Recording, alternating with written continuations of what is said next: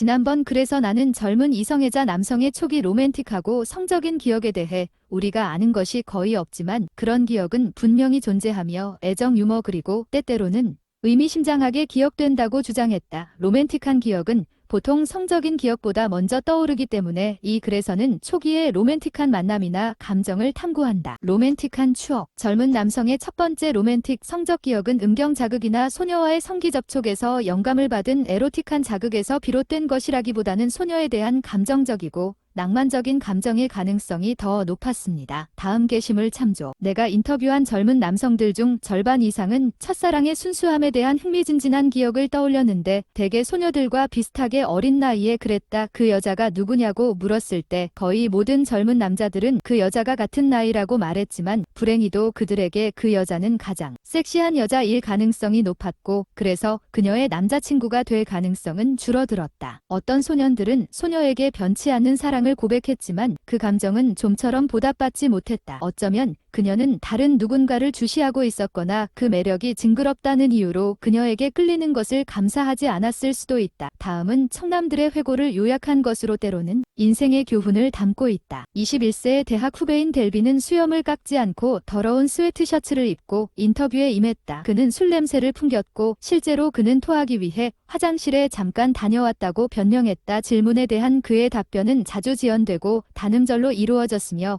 접선과 비세쿼터즈로 가득 차 있습니다. 그는 자신을 재미있고 지저분하고 터프하고 알코올 중독자라고 묘사했습니다. 그에게는 항상 셀 수 없이 많은 친구들이 있었고 그와 어울리며 길거리 하키와 축구를 하는 가장 친한 친구 한두 명이 있었습니다. 그의 평판은 나쁜 아이, 시끄럽고 뚱뚱하고 재미있는 아이였습니다. 그는 술에 취한 파티로 유명한 백인으로만 구성된 이성애자 사교 모임의 회원이었습니다. 그는 일반 대중의 시민권을 옹호하는 변호사가 될 생각이었습니다. 그가 7살이었을 때 그의 여동생은 두 연인 사이의 유대를 강화하기 위해 건배용 진저 에일과 축제 풍선을 곁들인 가짜 결혼식을 주선하여 어린 남동생의 사랑을 축하했습니다. 그녀는 길 건너편에 사는 소녀였다. 금발이었고 내가 가진 몇 안 되는 여자친구 중 한 명이었다. 그래서 여자를 좋아한다는 것은 옷을 입은 채로 해야 한다는 뜻이라고 생각했다. 상호 호감 언니가 우리를 붙잡더니 먼저 결혼해야 한다고 했다. 그래서 어머니는 3학년 때 뒷마당에서 우리를 위해 가짜 결혼식을 올렸어요. 우리는 가능한 한 빠르고 고통 없이 입술에 키스를 했다. 사람들이 키스를 해야 한다고 했기 때문에 우리는 키스를 해야 했다. 나는 여전히 그녀를 사랑한다. 소녀에게 말해주는 것은 거의 도움이 되지 않았다. 남자아이가 가장 친한 친구에게 여자애에 대해 말하거나 여자아이에게 자신의 감정을 털어놓는 것은 상당히 변덕스러웠지만 남자아이는 혼자만 간직하는 경향이 있었다. 친구들은 부정적일 수 있는데 특히 같은 여자의 관심을 끌기 위해 경쟁하는 경우에는 더욱 그렇다. 유치원에 다니는 한 친구가 한 소년의 여자친구를 놀리자 내가 그 소년을 밀쳐 넘어뜨리고 목을 졸라 죽이려고 했다는 싸움이 벌어졌습니다. 소녀에게 말해주는 것은 거의 도움이 되지 않았다. 한 소녀는 초등학교 5학년 때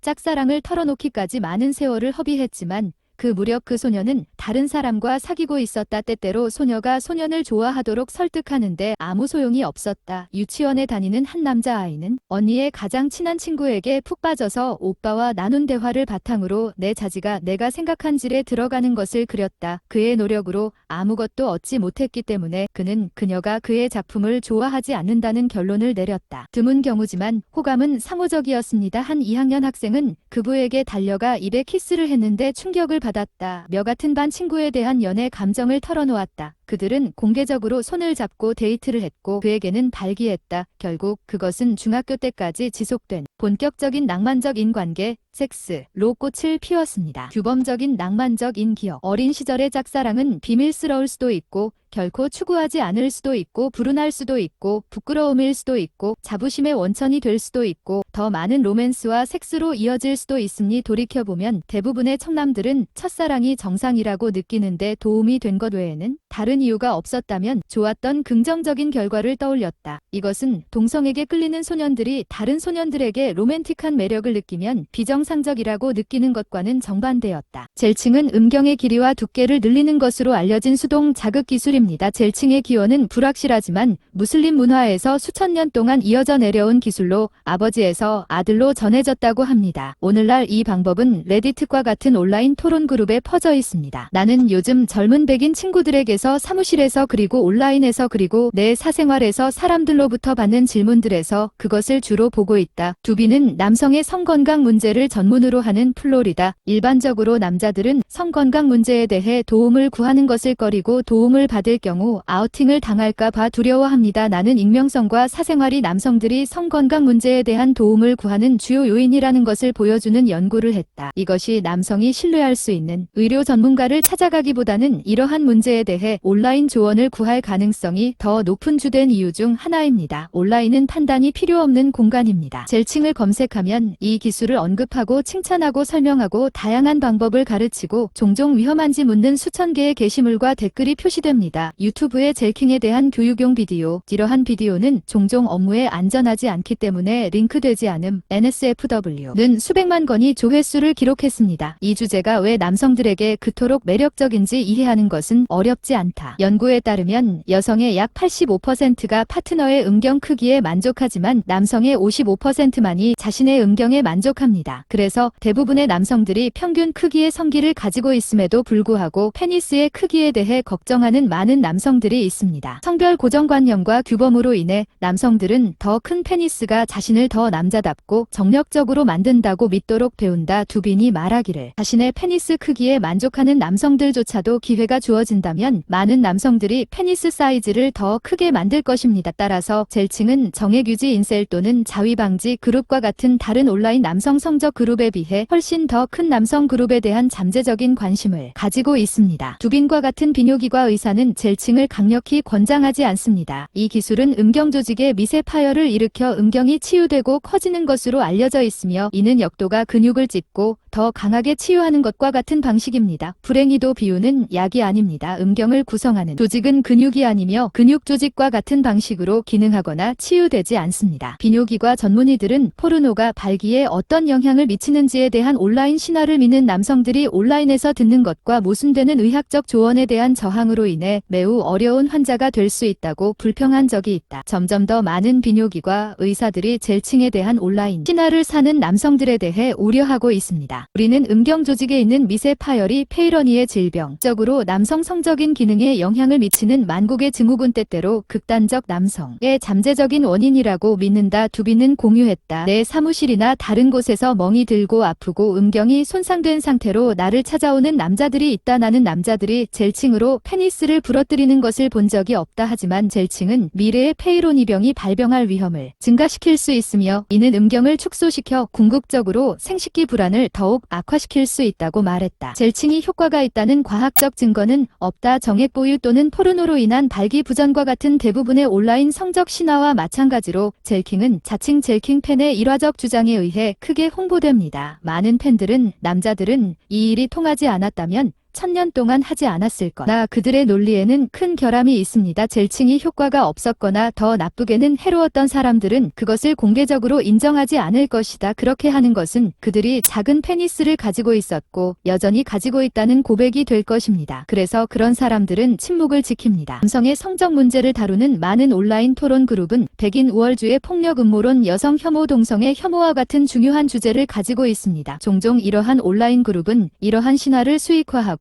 다른 속기 쉬운 사람들에게 코칭을 판매하는 자칭 구루에 의해 장려되고 홍보됩니다. 현재로서는 이러한 역학관계 중 어느 것도 젤칭에 대한 온라인 토론에서 중요한 것으로 보이지 않습니다. 그러나 젤칭이 다른 그룹의 남성들에게 어필하기 때문인지 아니면 젤칭에 대한 온라인 주류 논의가 비교적 새롭기 때문인지는 불분명하다. 페니스를 늘릴 수 있는 방법이 있다면 나는 억만장자가 될 것이라고 두비는 말했다. 그들은 작동하지 않습니다. 일부 사람들이 주장하는 것처럼 현대과학이 거부하는 전통의학의 한 형태이기 때문에 이러한 방법을 억압하려는 음모가 아닙니다. 그들은 단지 작동하지 않습니다. 음경 확대의 이러한 방법은 효과가 없을 뿐만 아니라 종종 위험하고 해롭습니다. 몇 년 전 파리에서 한 억만장자가 음경 확대 수술 중 사망했다. 법인이 지적했듯이 남성이 자신의 페니스에 대해 불안감을 느끼는 것은 지극히 정상이다. 그리고 포르노를 비난하기 전에 일부 연구에 따르면 포르노를 보는 것은 인터넷 포르노에서 모든 유형과 크기의 페니스를 보기 때문에 실제로 남성의 성기 수용을 증가시킬 수 있다고 합니다. 오히려 생식기 불안은 보수적인 성별 고정관념과 남성성에 대한 건강하지 못한 관점의 부작용이다. 보수적인 지역에서는 음경 확대에 대한 정보를 찾는 남성이 더 많을 수 있습니다. 결과적으로 자신의 성기에 대해 불안감을 느끼거나 음경을 확대할 수 있는 옵션을 탐색하는 것을 고려하는 많은 남성들은 일화가 있는 아마추어로부터 위험한 온라인 조언을 구하기보다는 면허가 있는 전문가와 상담해야 합니다. 섹스는 친밀한 관계를 유지하는 접착제입니다. 따라서 커플이 성적인 문제를 경험할 때 함께 사는 삶의 다른 모든 측면에도 영향을 미치는 것은 놀라운 일이 아니다. 부부가 직면할 수 있는 다양한 성적 문제 중에서 아마도 가장 흔하고 확실히 가장 고통스러운 것 중 하나는 발기부전일 것입니다. 발기부전의 생물학과 심리학. 영국의 심리학자 마크 앨런 마어켈런 알렉스 우드엘럭수드 데이비드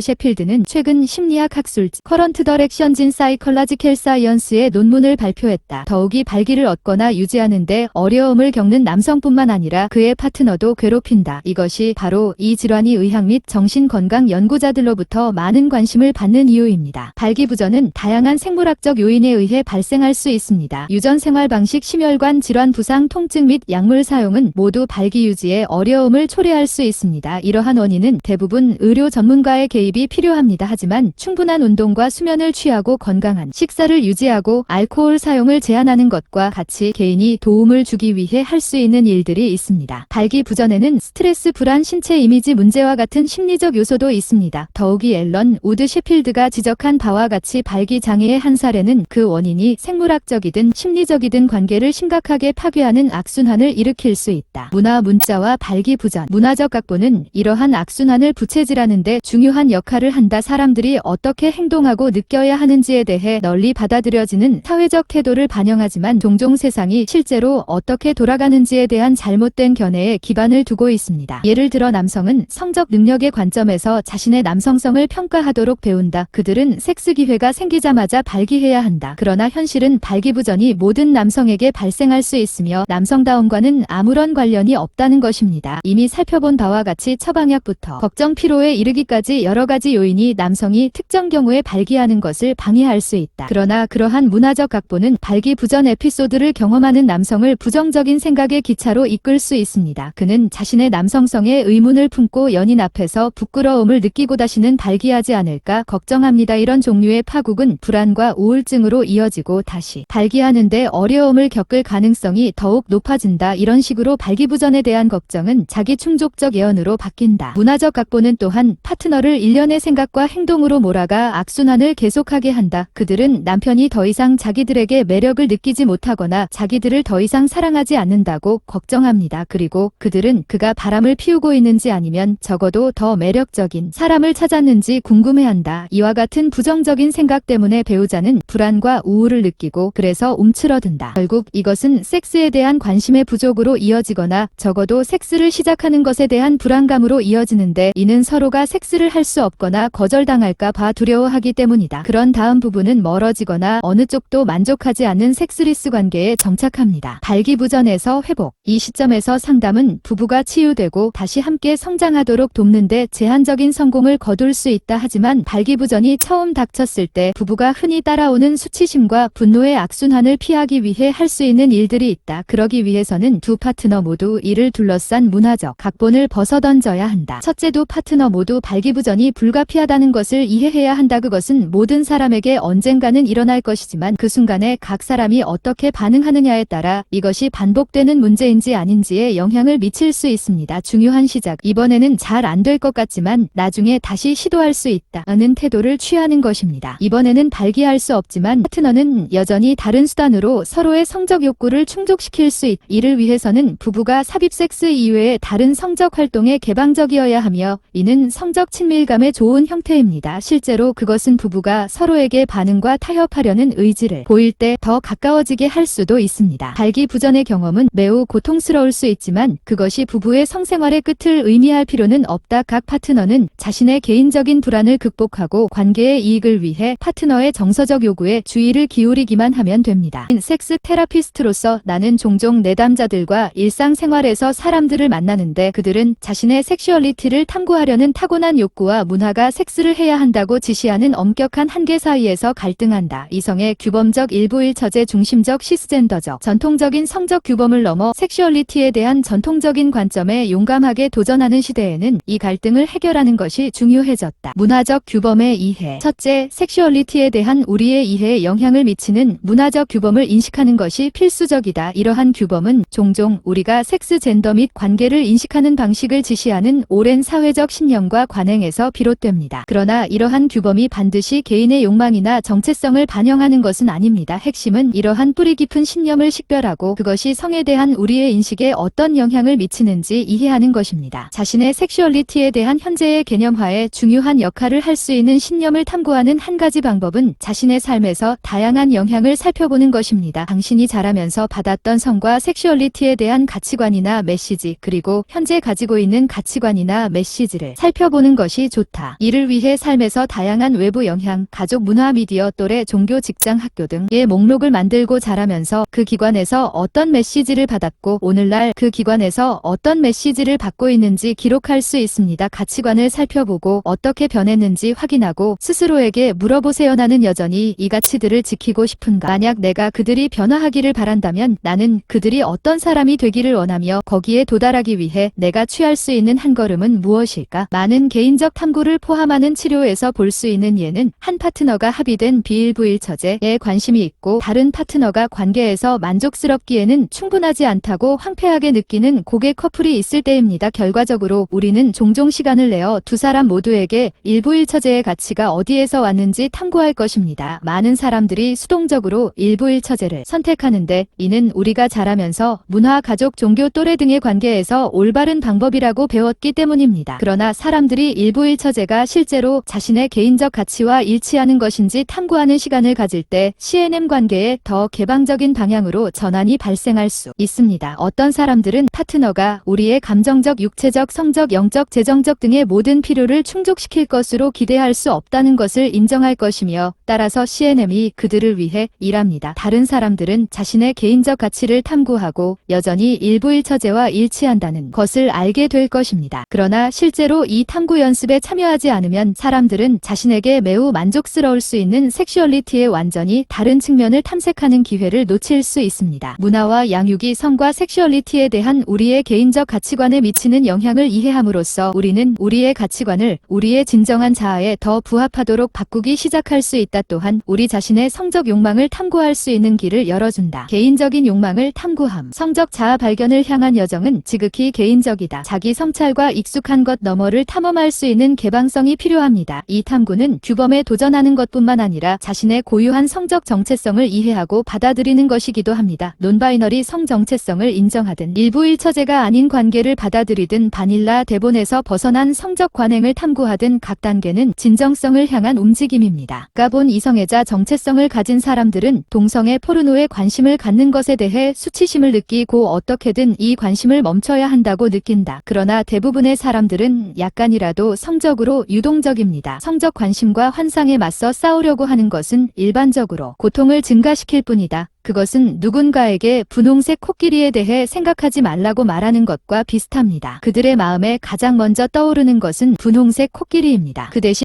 어떤 사람이 어느 정도의 동성애적 끌림을 가지고 있고 그것이 현재의 관계에서 줄어들지 않으며 자신의 성적 지향을 정의할 필요가 없다는 자기 연민과 자기 수용에 참여할 수 있다면 그들은 더 많은 평화를 경험할 수 있고 정말 건강한 판타지 삶을 살 수 있다. 많은 사람들이 어느 정도의 동성애적 매력을 가지고 있고 그러한 생각을 단순히 환상 속에서 품는다는 것을 정상화하는 것은 자신의 섹슈얼리티에 참여하는 건강한 방법이다. 환상은 사람들이 마음속으로 더 많은 바닐라가 아닌 시나리오를 연기할 수 있는 아주 안전한 장소이다.